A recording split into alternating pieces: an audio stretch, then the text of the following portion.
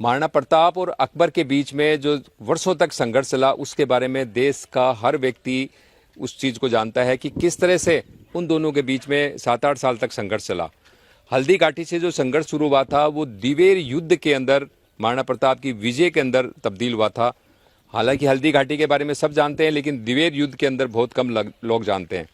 महाराणा प्रताप का ये जो संघर्ष था वो उनके कई सहयोगी थे, उन्हीं के बदौलत महाराणा प्रताप इतना लंबा संघर्ष कर पाए। उन सहयोगी की लिस्ट बहुत लंबी है, इसलिए मैं सबके नाम नहीं लूंगा, लेकिन एक खास उनके महत्वपूर्ण सहयोगी थे, वो थे राणा पूंजा सोलंकी, जिनकी सेना के अंदर भील सैनिक ज्यादा थे, इसलिए उन्हें प्यार से भीलू राणा भी कह दिया जाता था। आज मेरे साथ उसी परिवार के यानी राणा पूंजा सोलंकी जी के जो परिवार के पृथ्वी सिंह जी मेरे साथ हैं, उनके वंशज हैं। पृथ्वी सिंह जी, सबसे पहले तो आपका हमारे चैनल पर स्वागत है, और हमारे दर्शकों को बताइए कि क्योंकि आजकल राणा पूंजा जी को लेकर के एक भ्रम फैला हुआ है, तो आप अपने परिवार के बारे में, अपना जो आपका जो ये ठिकाना है उसके बारे में हमारे दर्शकों को जानकारी दीजिए। देखा है हुक्म, अगर पानरवा के इतिहास की हम बात करें तो पानरवा का जो इतिहास है वो सिर्फ राणा पूंजा जी तक सीमित नहीं है। पानरवा का इतिहास जो है वो काफी वृत्तांत के अंदर है, काफी फैला हुआ है। अब अनिलवाड़ा पाटन में एक पड़ता है जो चालुक्य वंश रहा है, वहां से जो हमारे फोर फादर थे रावत अखेराज जी, वो सिरोही के लाच गांव से होते हुए पानरवा में आए और 1478 के अंदर उन्होंने पानरवा में सोलंकी वंश की स्थापना करी। उस समय यहाँ जीवराज यदुवंशी हुआ करते थे, यदुवंशी राजपूत। उन्हें युद्ध में परास्त करके फिर पानरवा पे अपनी स्थापना करी, और भारत के आजाद होने तक यानी कि 1947 तक जो सोलंकी शासन है वो यहाँ चलता रहा। तत्पश्चात भारत में विलीन होने पे मेरे ग्रैंडफादर राणा साहब मनोहर सिंह जी के फादर राणा साहब मोहब्बत सिंह जी, जिनके पास फर्स्ट क्लास जुडिशियल पावर्स हैं, और ये काफ़ी जो एडमिनिस्ट्रेटिव उस समय की नोटेड बुक्स है उसमें भी रिकॉर्ड मिल जाता है। तो तब तक हम लोगों का यहाँ पे इंडिपेंडेंट जो है वो राज चलता रहा। अब राणा पूंजा जी से रिलेटेड वो फैमिली में सबसे ज़्यादा हाईलाइट हुए, इसलिए उन्हें पूजा जाता है उनके चरित्र के तौर पे, कि जिस सेवा भाव से और उन्होंने महाराणा प्रताप की सेवा करी, उनके लिए सदैव तत्पर रहे सेवा हेतु। और वो चंदावल दस्ते में थे। चंदावल युद्ध का वो दस्ता होता था जिसमें महिलाओं, बच्चों की सुरक्षा, घायल सैनिकों की मरहम पट्टी और ये किया जाता था, और जो कि बहुत महत्वपूर्ण होता है। और उस समय यहाँ के साम्राज्य का देखभाल करते हुए राणा पूंजा जी, बड़े दाता श्री हुक्म राणा पूंजा जी सोलंकी ने गोगुंदा से आगे कभी मुगल सेना को नहीं आने दिया। तो उनके सेवा भाव के लिए और परिवार के और मेवाड़ को दिए योगदान के लिए आज लोग बाग राणा पूंजा जी को याद करते हैं।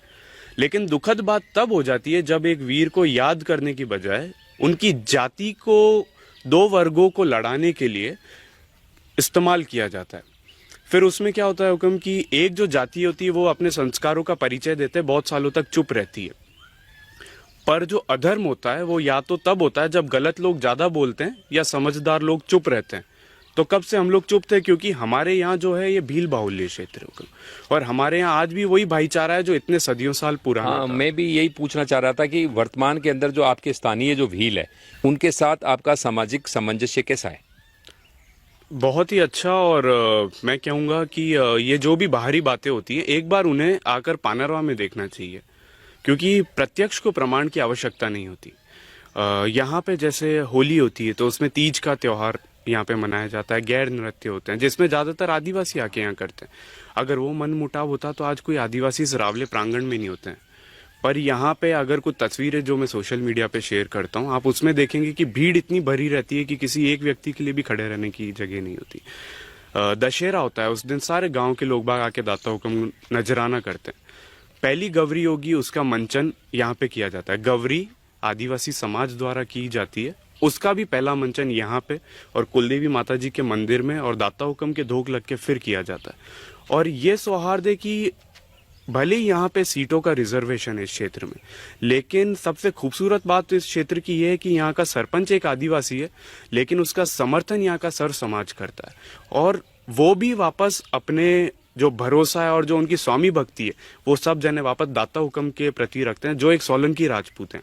और ये सब जने जानते हैं हम लोगों को आपस में कोई तकलीफ नहीं। और ये बात मैं क्या, यहाँ का छोटा छोटा बच्चा भी आपको ये बात कहेगा। ये जो भ्रांतियां, ये बाहर के शहरों में, बाहर के राज्यों में जिन लोगों को, वाकई में मैं उनकी गलती नहीं कहूँगा, मैं यूं कहूँगा उनको ज्ञान की कमी है, बस सही पन्ने खोलने की कमी है। वो जिस दिन सही पन्ने खोल लेंगे उन्हें ये चीज़ पता चल जाएगी कि यहाँ पे ऐसा कुछ नहीं है। अच्छा, पीछे यहाँ पर कई बाहर के जो लोगों ने मूर्ति लगाने की भी उनको भील बता करके कोशिश की, और भी कई जगह, तो आपने इस मामले में कोई कानूनी कार्रवाई भी की है किसी पे?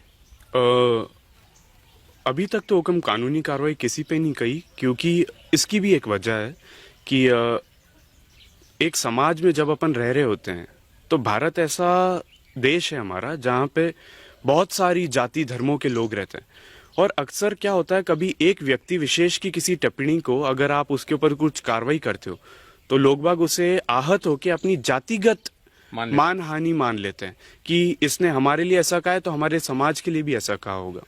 तो उससे हमेशा बचना चाहिए, चीज़ों को पर्सनल लेने से। लेकिन हाँ, अभी हम लोगों ने क्योंकि ये बहुत ज़रूरी हो गया था, कब से सबको जागरूक किया जा रहा था, पर कुछ लोग थे जो मान नहीं रहे थे। एक वोटों की जो तुष्टीकरण की राजनीति होती है उसके चक्कर में, और धीरे धीरे उसका प्रभाव कहीं हमारे गांव पे कुछ छांट बराबर यूँ आने लगा था।